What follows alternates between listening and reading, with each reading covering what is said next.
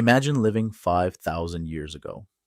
There are no passports, no national borders, no modern governments, no maps showing where one country ends and another begins. And yet, along one enormous river in northeastern Africa, something extraordinary was happening. Thousands of people were beginning to live under one ruler, one political system, and one kingdom. That place was ancient Egypt. But here's the real question: how did Egypt become one of the world's first great states? Because Egypt wasn't simply created when someone drew a line on a map. It was built slowly, over generations. And the story begins with the Nile. The Nile wasn't just a river, it was the reason civilization could exist there. Every year, the river flooded the surrounding land. When the water went down, it left behind fertile soil. That meant crops could grow. And when crops could grow, people could settle. Instead of constantly moving around looking for food, communities could stay in one place. Villages became larger. Families became more organized. Farmers produced more food than they immediately needed. And that extra food changed everything. Because once a society produces a surplus, someone has to organize it. Someone has to store it. Someone has to distribute it. Someone has to decide who gets what. And eventually, leaders begin to appear. At first, these leaders probably controlled relatively small communities. But Egypt wasn't made up of just one village. There were many settlements spread along the Nile Valley, and these communities had their own leaders, their own local interests, and their own rivalries. Over time, some of these local rulers became more powerful than others. They controlled more land, more people, more food, and more resources.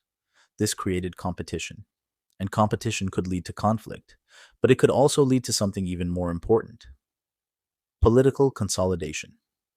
Communities began to come under larger regional powers. Egypt gradually became divided into two major regions: Upper Egypt and Lower Egypt. And these weren't simply two modern style states with neat borders, they were different political regions connected by the Nile. Each had its own rulers and centers of power, and eventually, one side would gain dominance. Traditionally, King Narmer is associated with the unification of Upper and Lower Egypt around the beginning of the early dynastic period.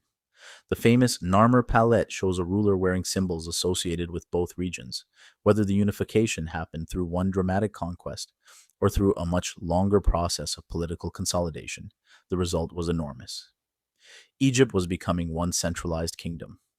And now, a ruler could control something much bigger than a single village. Think about what that meant. Farmers could be taxed, food could be collected and stored, workers could be organized, resources could be moved along the Nile. Officials could administer different regions, soldiers could protect territory, priests could support state religion, and scribes could record information. This is where something important happens. The kingdom stops depending entirely on one person's physical strength. Instead, it becomes a system. A farmer in one town, a scribe in another, a soldier somewhere else, and a priest inside a temple could all be connected to the same political structure. The Nile helped connect them, the government organized them, and the king stood at the center. But here's the fascinating part: a country doesn't become powerful simply because a king declares it exists. It becomes powerful when thousands of ordinary people participate in the system. They grow the food, they pay taxes, they build structures, they transport goods, they serve in armies, they work for temples, they keep records, they raise the next generation, and generation after generation, the system becomes normal.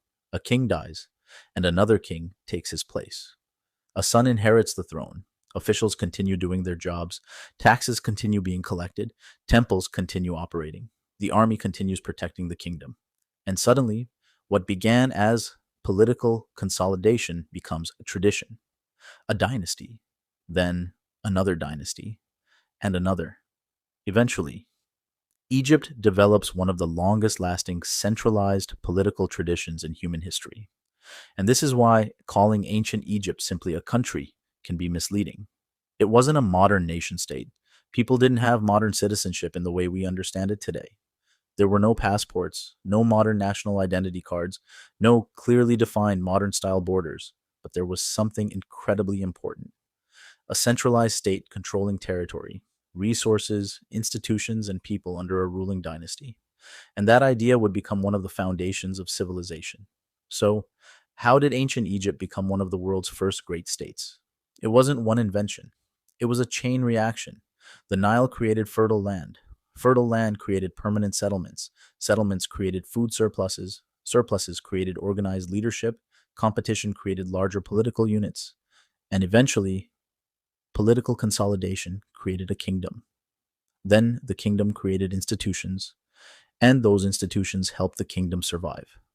Thousands of years later, we look at Egypt and see pyramids, temples, mummies, and pharaohs.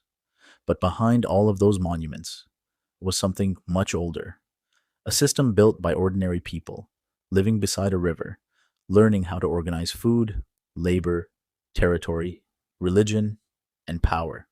The pyramids were not the beginning of Egyptian civilization.